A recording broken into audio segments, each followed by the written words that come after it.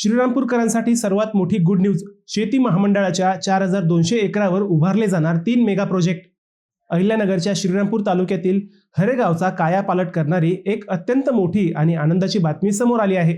हरेगाव येथील शेती महामंडळाची तब्बल 4200 एकर जमीन आता देश पातळीवरील मोठ्या संरक्षण आणि ऊर्जा प्रकल्पासाठी मंजूर करण्यात आली आहे. महसूल विभागाने या महत्त्वपूर्ण निर्णयाला मान्यता दिली असून यामुळे स्थानिक तरुणांसाठी रोजगाराच्या प्रचंड संधी निर्माण होणार आहेत. या अंतर्गत DRDO कंपनीला संरक्षण आणि स्फोटके संशोधनासाठी 1500 एकर तर निबे ऑर्डन्स कंपनीला संरक्षण साहित्य निर्मितीसाठी 1500 एकर जागा दिली जाईल.